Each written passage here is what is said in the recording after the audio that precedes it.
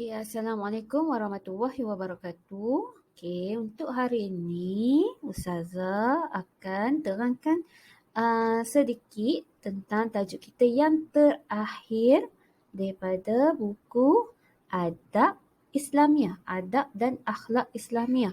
Okey, tajuk yang terakhir kita iaitu pelajaran 7, Adab berhujah. Adab berhujah. Okey, kita pergi kepada pengertian adab berhujah. Okey, kita pergi kepada maksud. Berhujah ialah ucapan yang disampaikan oleh seseorang di khalayak ramai. Okey, berhujah amat penting dalam Islam kerana ia merupakan salah satu cara menyebarkan dakwah Islamiah kepada masyarakat. Okey, berhujah merupakan sunnah Rasulullah. Okey. Yang keempat, berhujah dengan cara yang sopan. Okey. Yang ni sedikit info lah. Okey, berhujah dengan cara yang sopan. Berfikir sebelum mengeluarkan kata-kata. Jangan menyakiti ataupun menyinggung hati orang lain. Okey. Setiap perkara ataupun setiap kata-kata yang nak keluar daripada mulut, kita kena berfikir dulu. Okey, kenapa kita kena berfikir dulu? Sebab mulut bila kita bercakap lepas, kemungkinan akan menyakiti hati orang lain. So, bila kita nak bercakap, kita kena fikir dulu. Apa yang aku nak cakap, apa yang aku nak sampai ni, adakah akan menyakiti hati orang yang akan dengar? Macam tu. Okey? Okay. Kita pergi kepada firman Allah SWT. Surah Al-Ankabut ayat 46. Wala tujadilu ahlal kitabi illa billati hiya ahsanu illa alladhi nazalamu minhum. Okey, maksudnya janganlah kamu berdebat dengan ahli kitab. Okey, melainkan dengan cara paling baik kecuali dengan orang-orang zalim di antara mereka. Okey, ini pada firman Allah SWT surah Al-Ankabut. Allah SWT telah menerangkan kepada kita bahawasanya kita perlu sentiasa beradab dalam menyampaikan sebarang hujah. Okey, kita nak berhujah pun ada adab dia.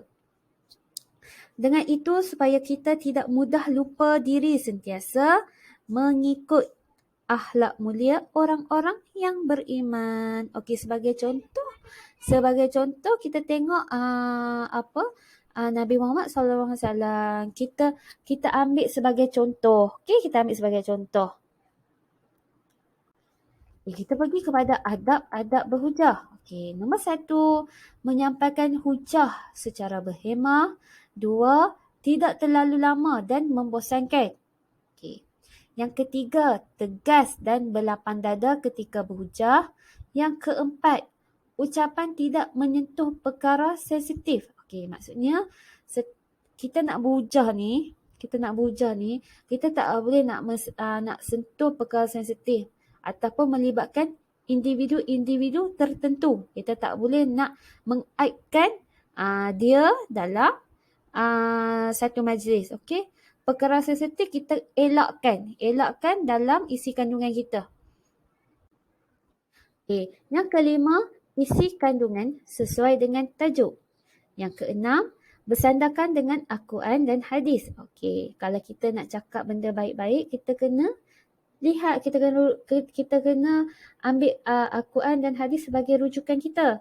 Yang ketujuh, menggunakan bahasa yang sopan dan sesuai. Okey, kita sebagai ketua, kita sebagai ketua yang nak berhujah, kita kena menggunakan bahasa yang sopan dan sesuai. Maksudnya kita nak berhujah, kita nak menarik orang kepada Islam, kita kena cakap sopan. Okey, kena cakap sopan, lemah lembut. Ayat-ayat yang kita keluar daripada mulut kita sesuai. Kita tak boleh nak marah-marah, nak hoi-hoikan orang kan.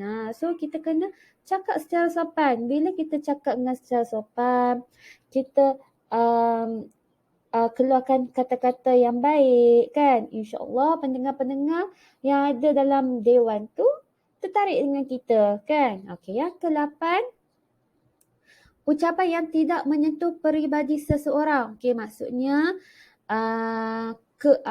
maksudnya keberangkalian yang ada kat majlis kita semua daripada background berbeza. Okey, ada yang baik, ada yang jahat. Tapi jahat kemungkinan dia dapat hidayah pada Allah, petunjuk daripada Allah kan. So dia nak insaf. Bila dia nak insaf, dia datang ke majlis. Tetapi kita ni tolong jangan sentuh peribadi dia. Kita ni tak layak nak sentuh peribadi dia. Yang belakang maksudnya apa yang dia buat sebelum ni sebagai iktibar lah untuk dia insaf diri. Okey, kita jangan nak sentuh pribadi dia. Okey. Yang ke-9, pandai menyampaikan kata-kata hikmah dalam berhujah. Okey, kata-kata hikmah ni sebagai contoh. Contoh. Okey, kata-kata hikmah ni banyak. Kita nak berhujah, kita nak tarik perhatian orang, kita kena ada kata-kata hikmah, ada pengajaran, ada nilai-nilai murni dia. Okey. Kata-kata hikmah ni, okey. Banyak sangat. Okey, saya bagi satu contoh. Pertolongan Allah, okey, mungkin datang tidak terlalu cepat. Dan tidak pula terlalu lambat. Tapi ianya selalu datang di saat yang tepat. Okey, maksudnya rezeki kita lah. Kita tengok pada rezeki kita kan. Okey, rezeki kita tu ada. Tak terlalu cepat dan tak terlalu lambat. Tapi dia akan ada tepat pada waktu dia kan. Okey.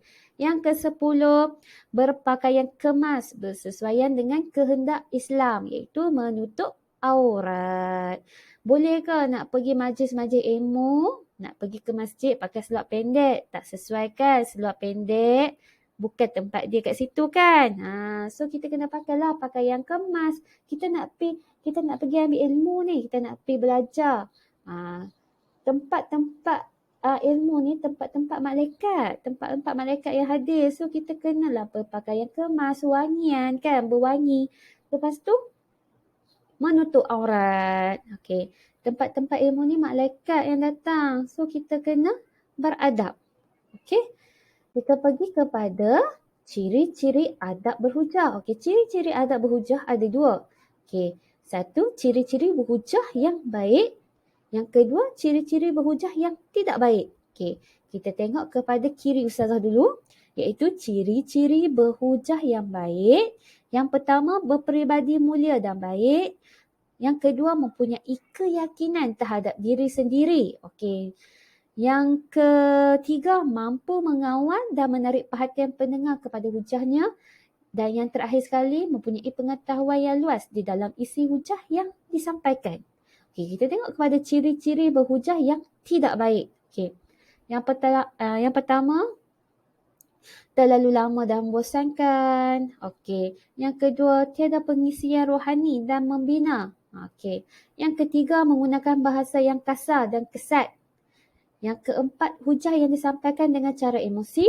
Yang kelima, berhujah dengan asa riak dan bangga diri. Okey. Mungkin dia dah riak, dia rasa orang bagi attention kat dia. So dia riak dan bangga diri. Okey. Yang kelima, hanya untuk menunjukkan kehebatan dalam berhujah. Okey, seterusnya, mempunyai niat menjejaskan silaturahim orang lain. Mungkin waktu dalam dewan, dia dah pasangkan niat untuk berbalah. Untuk berbalah. Okey. Dan akhir sekali, berhujah dengan ucapan yang gagap dan tersekai. Yang ni adalah ciri-ciri berhujah yang tidak baik. Okey, kita pergi kepada akibat tidak beradab semasa berhujah. Okey, akibat tidak beradab semasa berhujah. Okey, menjatuhkan imej, menjadi bahan cemuhan. Okey, menjatuhkan maruah seseorang. Seterusnya, menjatuhkan maruah orang yang mendengar. Okey, tidak memberikan sebarang kesan yang baik. Masyarakat boleh berpecah belah dan bersengketa. Tidak memberi kesan positif kepada pendengar. Okey, yang ini adalah akibat tidak beradab semasa berhujah. Kita pergi kepada faedah adab ketika berhujah. Okey. Hujah yang disampaikan dengan baik akan memberikan kesan yang baik kepada pendengar. Okey.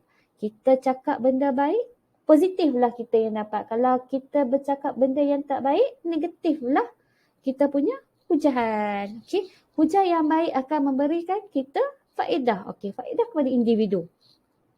Yang ni individu diri sendiri.